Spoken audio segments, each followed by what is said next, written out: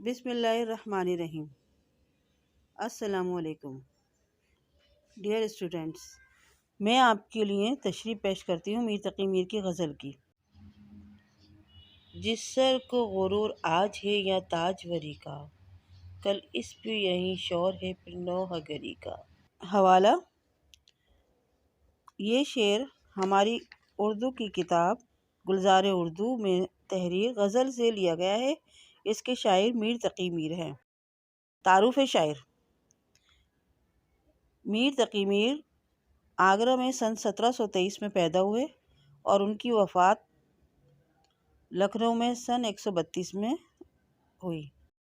میر تقی میر نے زیادہ تر اپنی زندگی رنج و الم میں گزاری اور اسی وجہ سے ان کی شاعری میں بھی درد پایا جاتا ہے اور ان کی شاعری رنج و الم سے بھری ہوئی ہے۔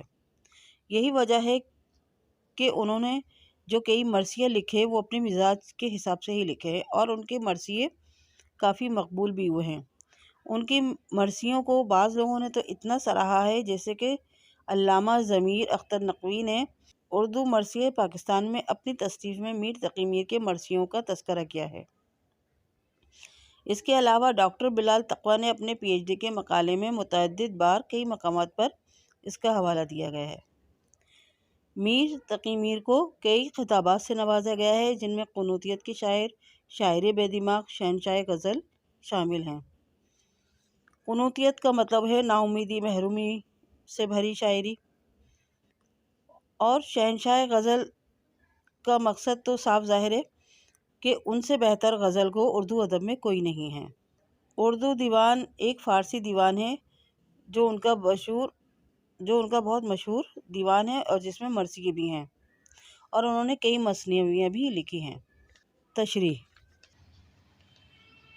اس شعر میں شاعر میر تقی میر کہتے ہیں کہ انسان زندگی میں جب بھی کامیاب ہوتا ہے اور فتح یاب ہوتا ہے، اس کے سر کو ایک غرور آ جاتا ہے کہ اب اس کے سر پہ ایک تاج آ گیا۔ وہ بادشاہ وقت بھی ہو سکتا ہے، وہ حکمران وطن بھی ہو سکتا ہے، اور جب اس کے اختیارات ہو جاتے ہیں اور وہ بادشاہ ہوتا ہے، شہنشاہ ہوتا ہے، تو وہ یہ بھول جاتا ہے کہ کبھی اس کی زندگی بھی ختم ہونی ہے۔ اسی لیے وہ کہتے ہیں کہ جس سر کو غرور ہوتا ہے اپنی تاجوری کا، جیسے ہی وہ دنیا سے چلا جاتا ہے تو پیچھے صرف نوحہ گری ہی رہ جاتی ہے۔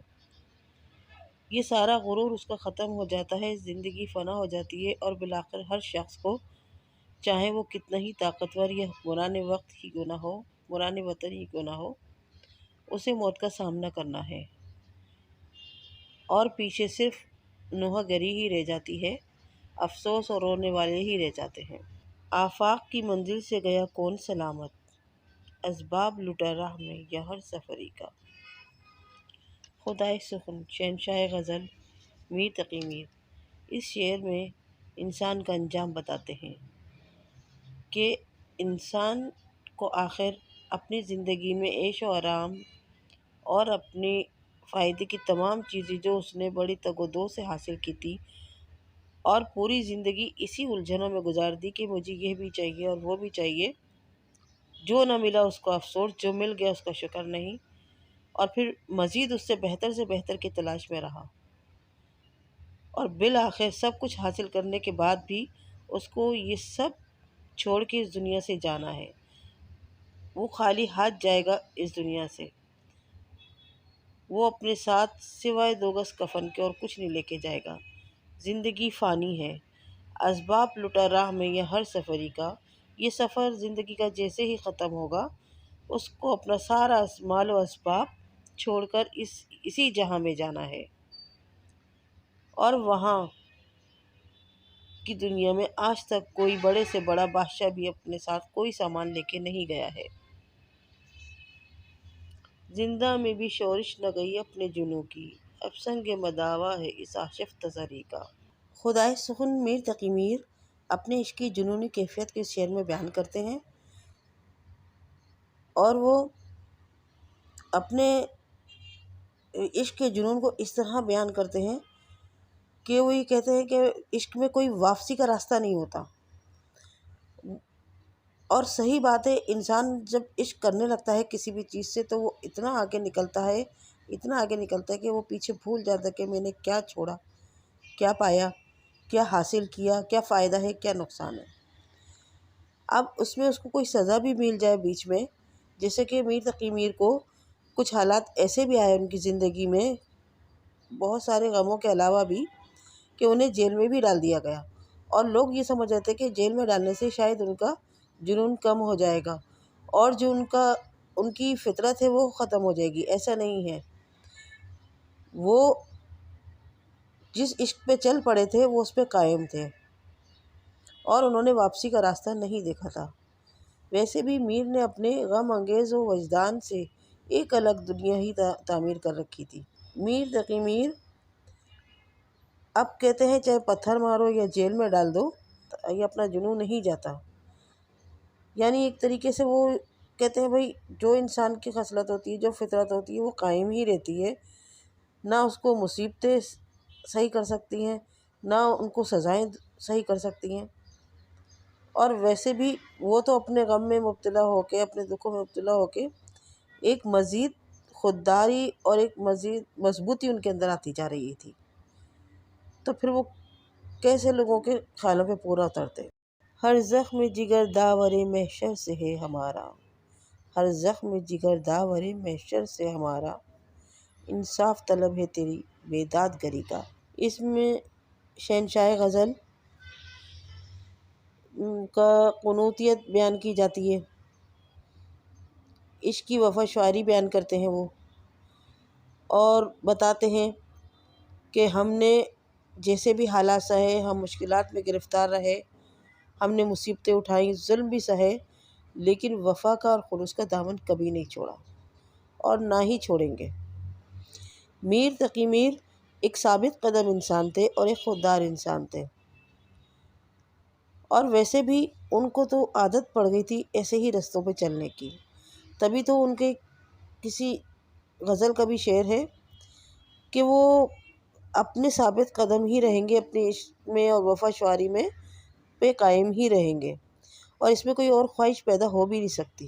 ایک ان کا خاص شعر ہے جو بڑا مشہور ہے، سبز ہوتی ہی نہیں یہ سرزمیں، تخم خواہش دل میں بوتا ہے کیا۔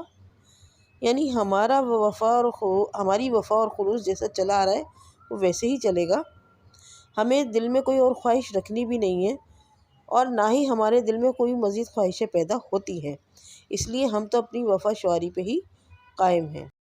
لے سانس بھی آہستہ کہ نازک ہے بہت کام، لے سانس بھی آہستہ کہ نازک ہے بہت کام، آفاق کی اس کار گئے شیشہ گری کا۔ اس شعر میں شاعر کہتے ہیں، یہ انسانیت کا درس دینا چاہتے ہیں میر تقی میر، کیونکہ وہ خود بھی چاہے کتنی بھی انہوں نے پریشانیاں اٹھائیں اور مصیبتیں اٹھائیں، جہاں تک کہ ان کی بیوی اور جوان بیٹی کا بھی انتقال ہوا، لیکن انہوں نے اپنا خلوص کا اور خودداری کا راستہ نہیں چھوڑا۔ تو وہ دوسروں کو بھی کیسے تلقین نہیں فرمائیں گے کہ کچھ بھی ہو، کیسے بھی حالات ہو، انسان کو اپنے انسانیت کا راستہ نہیں چھوڑنا چاہیے۔ یہاں تک کہ اگر وہ سانس بھی لے رہا ہے تو احتیاط سے لے کہ کہیں کسی کو پریشانی تو نہیں ہے۔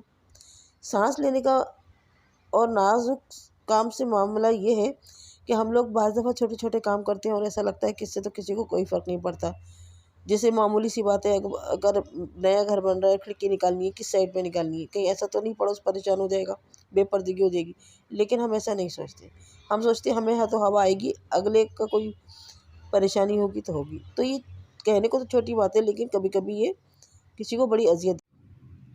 لہٰذا ہمیں زندگی کے ہر معاملے پہ اپنے اوپر غور و فکر کرنا چاہیے، اور چھوٹا کام ہو یا بڑا کام ہو، ہمیشہ ایسے خلوص اور احتیاط سے کرنا چاہیے کہ ہمارے ذات سے کسی کو تکلیف نہ ہو۔ ٹک میر جگر سوختہ کی جلد خبر لے، کیا یار بھروسہ ہے چراغ سحری کا۔ اس شعر میں شاعر اپنی تمام غزل کا نچوڑ دیتے ہیں۔ اس شعر میں پچھلے تمام اشعار کا جز آ جاتا ہے اور تمام اشعار کو وہ سمیٹ لیتے ہیں اس شعر میں، اور تمام اپنے معاملات جو انہوں نے زندگی میں گزارے، جو انہوں نے پریشانیاں اٹھائیں، پھر زندگی کبھی اچھی بھی چلی تو مگر زیادہ تر تو ان کی رنج و الم میں ہی چلی. پھر بھی انہوں نے اپنا خلوص اور اپنا اعتبار نہیں کھویا اور اپنی خودداری نہیں چھوڑی، اور درس انسانیت بھی دی کہ کیسے بھی حالات ہو انسانیت کبھی نہیں چھوڑنا چاہیے، اپنی مقام سے کبھی نہیں گرنا چاہیے. اور یہ سب کرتے کرتے ہمیں اس لیے احتیاط کرنی چاہیے کہ ہمیں نہیں پتہ کہ ہماری کب زندگی کی شام ہو جائے. اس دنیا سے تو ہم کتنا بھی فائدہ حاصل کر لیں یا کتنا بھی غم اٹھا لیں، ہمیں اس دنیا کو چھوڑ کے ہی جانا ہے. ہم اس دنیا میں ہمیشہ رہنے کے لیے نہیں آئے ہیں، چاہے ہم گناہ گار ہوں چاہے ہم نیک انسان ہوں. ہاں مگر اگر نیک ہوں گے اور اللہ تعالیٰ کے پسندیدہ بندوں میں شامل ہوں گے تو کم سے کم ہمیں جانے میں اطمینان ہوگا، اور یہ اطمینان ہوگا کہ اللہ تعالیٰ ہمیں معاف فرمائے گا. اور یہ سوچتے ہوئے زندگی گزارنی چاہیے کہ پتہ نہیں کب زندگی کی شام ہو جائے، یعنی کب چراغ سحری بجھ جائے، کب ہمارا زندگی کا اختتام ہو جائے.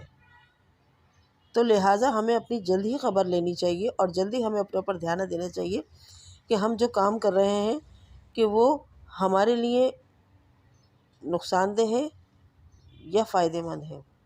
ہماری مصروفیات ہمیں گناہ گار بنا رہی ہے یا ہمیں اللہ کے قریب لے کے جا رہی ہے. کیا یار بھروسہ ہے چراغ سحری کا، زندگی کا کوئی بھروسہ نہیں ہے.